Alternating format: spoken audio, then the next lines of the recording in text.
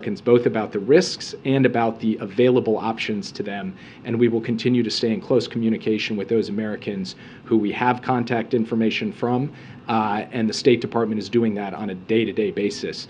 In some cases, on an hour-to-hour basis, we remain available to any American in Sudan who is looking for support and guidance from the U.S. And can you provide any update just on even the hope or possibility of a ceasefire, where negotiations stand? I know the U.S. is still in touch with generals on both of the warring sides. Is there any role the White House and the President has played in those talks? Anything you can share on that front? So we have had from the White House a number of conversations with key people in Sudan, as well as from the State Department and from our ambassador on the ground, who was in daily contact until he was pulled out, but will remain working the phones from his position now outside of the country. I don't want to speculate about what will or won't happen because it's a very dynamic situation, but we have not given up on the notion that there could be a ceasefire that comes into effect and is durable. There was a ceasefire in place during a portion of the Eid holiday. There is, as we speak now, efforts by both sides to have a diminution in violence.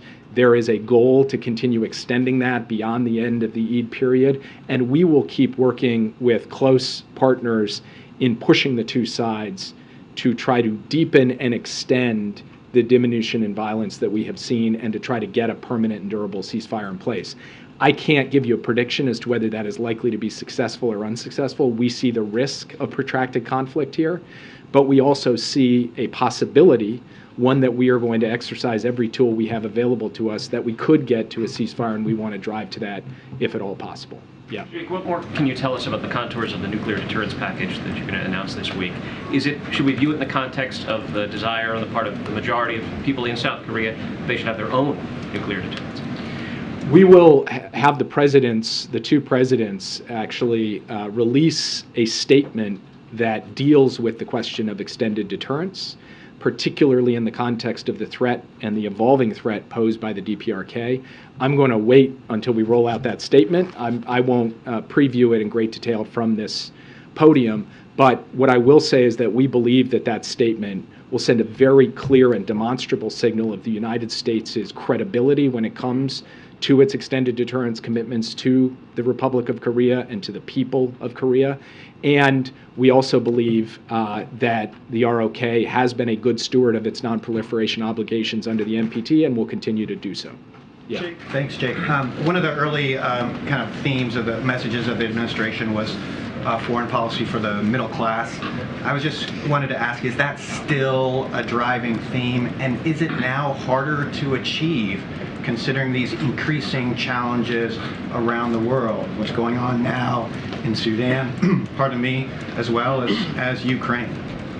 So, you know, I've heard some voices saying, for example, we shouldn't support Ukraine because we have to be focused at home. And my answer to that is the same answer the Democratic and Republican presidents have given over the course of decades, which is we're the United States of America. We can and must do both.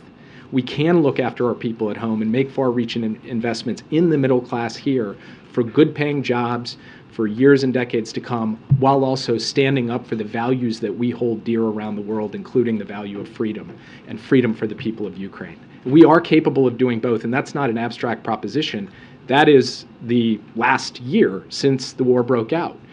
In that time, we have not only mobilized an international coalition to resist Russian aggression and to protect Ukraine as a sovereign and independent country, we have also made historic investments in clean energy, in infrastructure, in technology, in the United States, investing in this country in ways that are going to make the middle class stronger, more vibrant, and bigger than it was when President Biden took office. So from my perspective, the United States has significant obligations around the world, obligations that relate directly to our national security and to the well-being of working people here in this country. We will discharge those obligations. We will do that while at the same time putting in place the most significant set of investments in more than a generation in working people, middle-class people in the United States. And so I think the results speak for themselves. And the answer is yes, we still are committed to a foreign policy for the middle class. Yes. Thanks, Jake. You said from the podium that the U.S. government has been telling Americans not to go to Sudan for more than a decade, and if they're there, to leave. Obviously, that message has had limited impact because there are thousands of Americans who were living in Sudan when this fighting broke out. Is there more that needs to be done for Americans in countries where you think they should not be to drive home that message in a more direct way so that they're not in harm's way when danger erupts? Look, Americans are free people. We cannot dictate where they travel, tell them they must go or not go to a particular place. We can only give them the best, clearest, most sustained, most consistent advice. And we have been as clear, as consistent, and as sustained as we possibly can over the course not just of this administration, but previous administrations, to tell people about the dangers of living in Sudan. I would also point out that the American people do need to understand, as I've stood at this podium and said in other contexts, like in Ukraine, it is not standard practice for the United States to send in the U.S. military into war zones to extract all American citizens. We didn't do it in Libya, we didn't do it in Syria, we didn't do it in Yemen, and no, we didn't do it in Ukraine. Afghanistan was a unique case involving the end of a 20-year war that the United States was centrally involved in.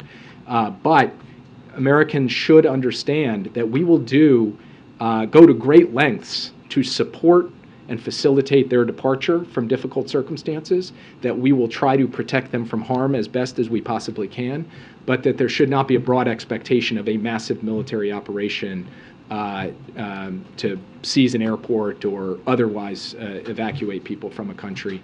And that has been the pattern over the course of many years. It is the exception, not the rule, for us to do something like that. Yeah. So when it comes to those great lengths you just mentioned, Kirby this morning said that right now, he noted it's not very safe to try and run some larger evacuation, but should we take that to mean that there is a willingness to conduct a larger scale evacuation if and when conditions improve, or no? Well, there's certainly a willingness to take steps to help Americans be able to get out of the country. And if those steps in a risk analysis included, potentially facilitating civilian flights or anything else along those lines, the president has asked for every conceivable option to be able to help Americans. We would like to help as many Americans go as possible, but we want to be able to do so in a way that is fundamentally reducing overall risk, not increasing overall risk. That's the calculus that we're making on a day-to-day basis. And right now, we believe that the best way for us to help facilitate people's departure is, in fact, to support this land evacuation route, as well as work with allies and partners who are working on their own evacuation plans as well. Can you just take us a little bit behind the scenes of the president's decision to evacuate the embassy on Friday night? What was it that tipped the scale for him to realize, this is go time? I think it was a combination of three things. One, the opportunity presented itself because it became clear to us that this was a viable operation, that we could run it, we could do it, and so he thought, okay, you've given me an option that will be successful. Second, it became clear also that there was a decent likelihood that we would see some form of protracted conflict, even if punctuated by moments of ceasefire, and so we couldn't just wait for the end of this all. And then third and finally, there were considerations, which I won't go into great detail here, involving how long you can sustain a platform with a full complement of U.S. personnel living at an embassy indefinitely while fighting is raging and supplies are difficult to obtain. So you put all of those things together. The president felt this was the right moment. It was the right opportunity. He directed his military to seize that opportunity, and they successfully carried out the mission. Thank you, Jake. On Ukraine, I wanted to give you the opportunity to respond to a former White House stenographer who this month outed you as an anonymous senior administration official who briefed reporters on Air Force Two en route to Ukraine in 2014. He says that you spoke about giving aid to the Ukrainian national gas industry just days after the second son had secretly joined the board of a Ukrainian gas company. He says he considers you part of a corrupt influence peddling conspiracy. He wants to testify to a Delaware grand jury about it. Do you have a response to that? And were you part of a corrupt influence peddling operation involving the Biden family in Ukraine or any other country? No. Yeah. Thank you so much, Jake. Two questions. One about the conversation you had with your counterpart from Brazil about the comments, Lula comments on the war in Ukraine. Do you believe that conversation put the episode behind, smoothing the situation, and today Brazil condemned the violation of Ukraine territorial integrity at the UN Security Council? So right now, do you have confidence you can count on Brazil on the matter? And then I have another question about the delegation going to Colombia. I had a good conversation with my Brazilian counterpart, Ambassador Amorim. We covered a wide range of issues, including Ukraine, and including some of the public comments that we had seen. It was constructive. It was detailed. We agreed we were going to follow up and have a further, longer strategic conversation about the full range of issues that the U.S. and Brazil both face around the world, and I'll leave it at that for now. But I do have confidence in the fundamental underlying strength of the U.S.-Brazil relationship. It is a relationship of two great democracies, two peoples who are dynamic and innovative, and there's a lot of good work we can do together, including, for example, in protecting the Amazon, and President Biden just made a significant announcement of U.S. support for a Brazilian initiative to be able to protect the Amazon. That's the kind of thing that we should build on, even as we take on these difficult geopolitical challenges together as well. Yeah. Yeah. Quick question. Sorry, is that we're both in the same line? Yeah, go for it and then. Okay, thanks. Thank you. Going to the state visit, is the question of South Korea contributing to Ukrainian ammunition supplies going to be part of the something they'll discuss, whether that's via the U.S. or directly to Ukraine? Thank you. Well, I will disappoint you by saying that I'm not going to get into the private conversations that they will have about Ukraine. Obviously, Ukraine is going to be an important topic of conversation. The president will thank President Yoon for the $230 million in non-lethal assistance they have given, the support on sanctions and export controls, and then they will have a chance to talk about the military situation on the ground there. But I'm not going to go further or get ahead of the president in terms of that conversation that will take place when President Yoon and he meet here at the White House on Wednesday. Yeah, I'll take the, and then I'll call it a day. So. Thank you, Jack. I appreciate congratulate you on the 70th anniversary of the U.S. and South Korea alliance. And the South Korean people are excited about what gift President Yoon will bring from this summit.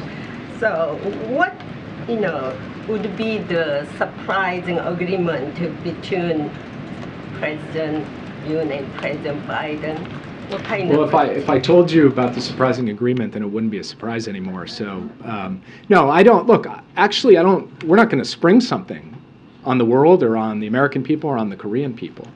I think the Korean and the American people are expecting to see a summit in which there are tangible deliverables in the security space, and we will have deliverables related to extended deterrence in the economic space, and there will be announcements of significant investments in the people-to-people space, and you will see announcements in that regard as well.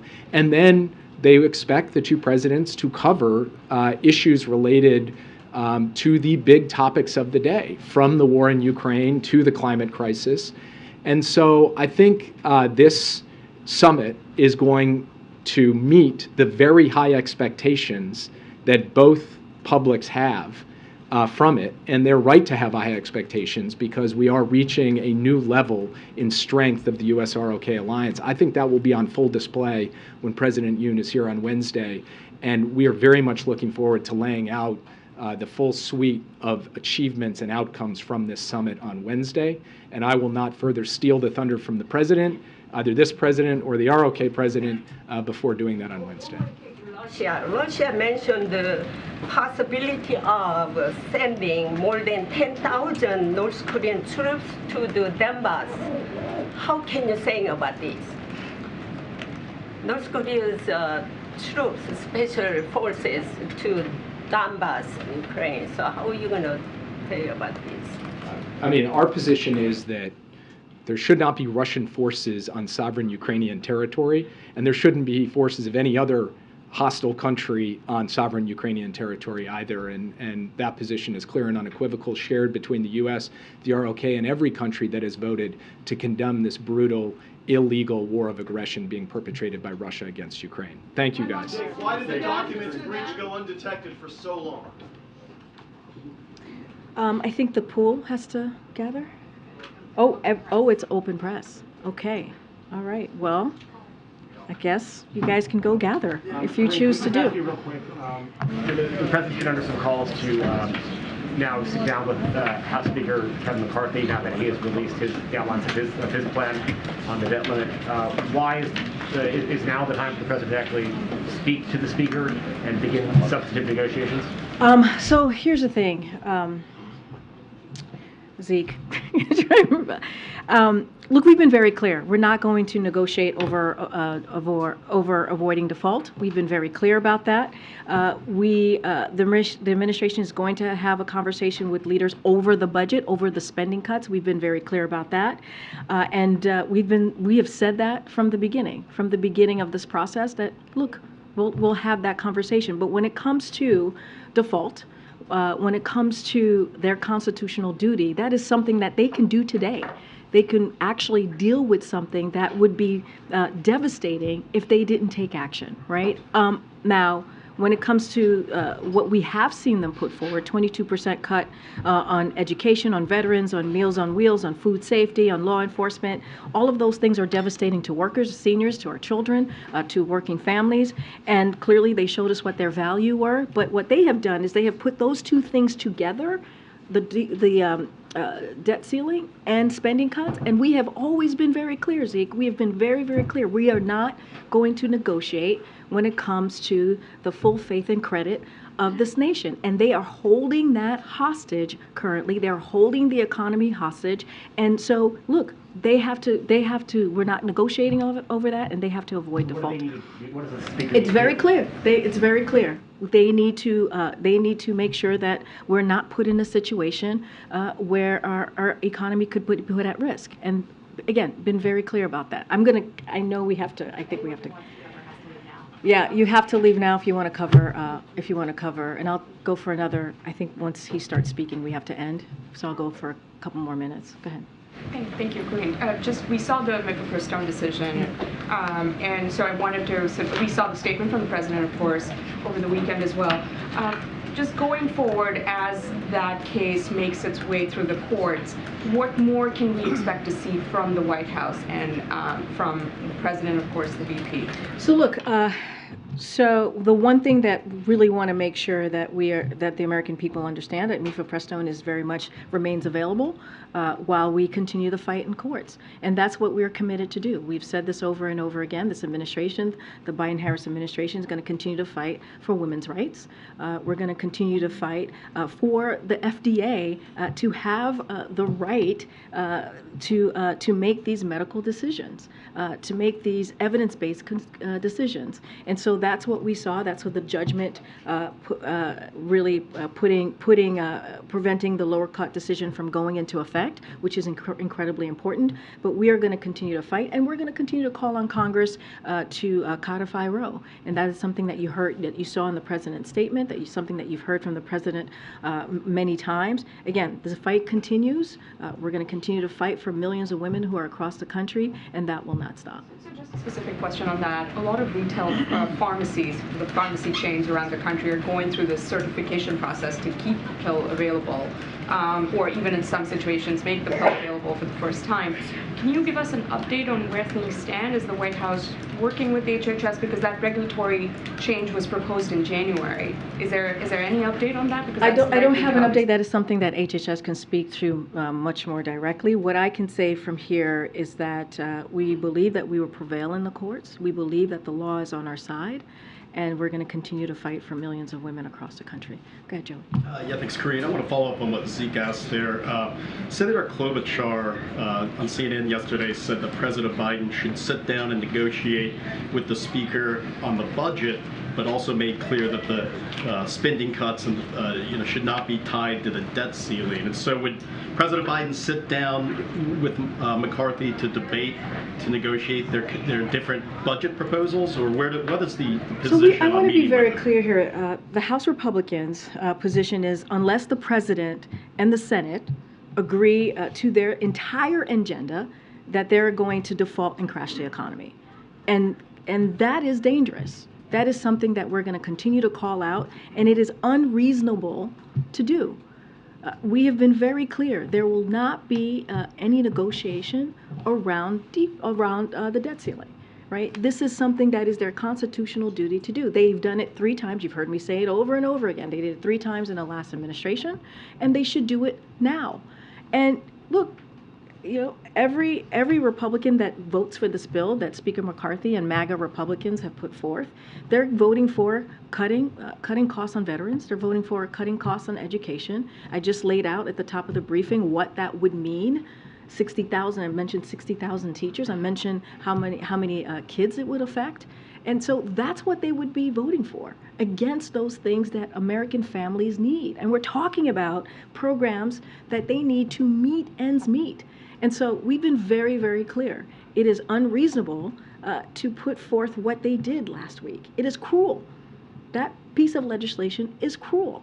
And so they need to really make sure that we don't go into default, and that's what they're asking to do. They're asking to hold our economy hostage and go into default, and that's something that we're going to continue to call out. Now, last week you didn't seem to rule out the possibility, though, of President Biden sitting down with McCarthy at some point. Is that something you're open to? So look, again, House Republicans must avoid default. Been very clear, and that is within their power to do at any moment. That is within their power to do at any moment. And so that's what we're expecting them to see. I think I have to wrap it up super quick, guys. Go ahead. On the teachers, in the Ralph Yarl shooting in Kansas City, local leaders are calling on the DOJ to step in and pursue hate crime charges. Is that something that the White House would support? I'm not going to get ahead of the DOJ. That's something that they need to decide. We've been very clear about Ralph Yarl. As you know, the president spoke to him and his family last week to wish him a speedy recovery. And we've been very clear on how we see moving forward when it comes to gun violence, and Congress to do more, Republicans in Congress to do more. Person said the president was politicizing the situation. Do you believe that the president was I'm sorry, I didn't hear the governor of Missouri said the president was politicizing the situation. What the president is doing is trying to protect families and communities across the country. That's the action that this president has taken the last 2 years, doing almost 24 actions and executive orders to make sure that we are stopping taking steps to stop an epidemic that we're seeing with gun violence. And that's what he should do as president. Now we ask the House Republicans to do the same, to have some courage so we can protect our families and protect our kids. Thanks, everybody. I'll see you tomorrow.